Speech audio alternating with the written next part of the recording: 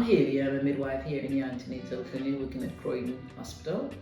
I'm a midwife who look after women who are expecting twins, which is quite exciting, and sometimes triplets, and in a few occasions quads, which is 4 babies. And I do enjoy it. I do, and thank God I wasn't part of not that old yet to be part of it, so to speak. Yes, I do know lots of people. I've encountered lots of people who were part of the Windrush Generation. Learned quite a lot from them actually. In fact, recently I had someone who just passed away. And I was told lots of stories when they first arrived in Britain, what it was like for them arriving from the Caribbean into Britain, and the sort of things that they had encountered. Lots of stories. I'm not so sure where to start, but I'll try and find a way of starting. From different people, you will hear things like when they look in a place to even get a job, even though we're promised jobs, lots of jobs in the motherland, because when you leave the Caribbean, you have a picture in your head, or any environment you leave and come into a new place, you have your clear picture, but you don't look at the negative, you look at the positive. So you come in here with excitement, hoping to contribute, to do something to the motherland, because that's what, as a child, even growing up in the Caribbean, we were told that Britain is our motherland, and we're excited to be part of the motherland. And then you get here and you find a job eventually with great difficulties.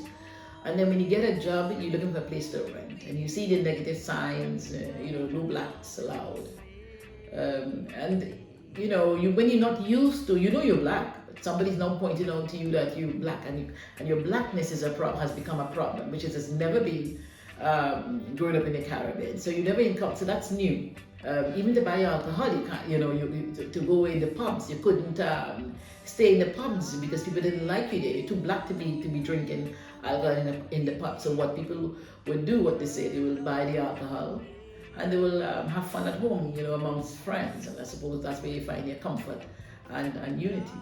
So it was good for them to be united, but then in a way it was adverse not to be welcomed as I thought they would have been, because after all, they were invited to the motherland. They didn't just take themselves and say, I feel to come to the motherland.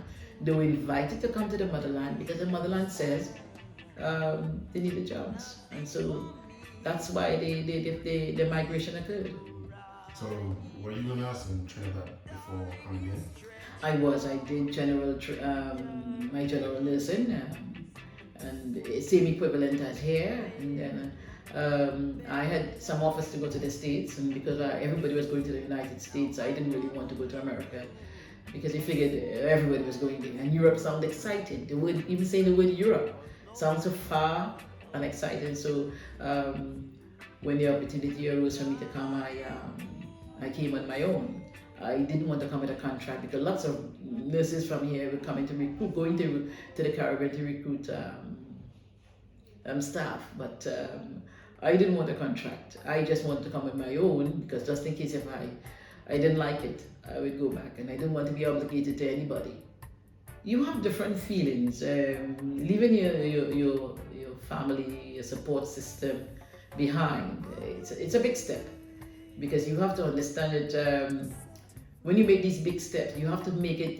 There's a lot of thinking behind it. So the Windrush Generation have made quite endured so much and sacrificed themselves so much, so that this day I don't have to experience the things that they did, and they certainly have left a significant mark for us who younger ones coming up in this society to be able to appreciate the things that they have done for us. So you feel like not only have they made a contribution towards the NHS, but they've actually made a contribution to the way that the people that come after them kind of look at themselves in society, how they kind of appreciate themselves in society, how they value themselves in society?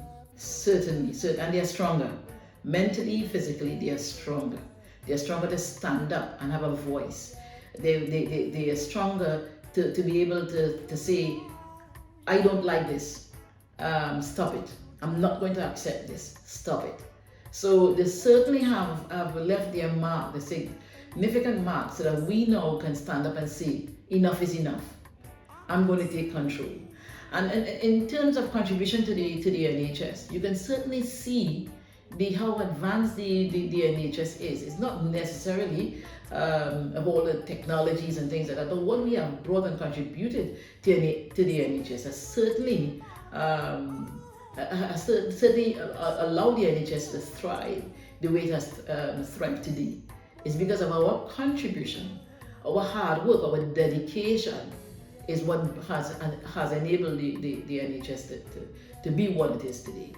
And I think we deserve more, a lot more, than what we have received so far. And when I mean more, we should be getting, we from the Caribbean and also blacks should really be having more senior role within the NHS. Despite our contribution, we still in the minority in terms of moving up the ladder.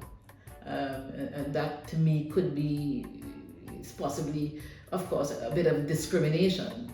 And people talk about unconscious bias. I don't believe in such a word. I think bias is bias, conscious. There's no unconscious. You're very well conscious about what you're doing, just the same way as you want to breathe and speak, is the same way you're conscious about your actions. Despite what has happened in the past, we certainly have learned, and what has happened in the past will certainly enable us to grow and become strong and united, whether it be from the Caribbean or be from Africa or whatever country. As black people, we need to learn to come together to fight, and by coming together, it will mean that will strengthen us. Because you see, the Jamaican have a motto of out of many there is one, and that one is strength, significant strength.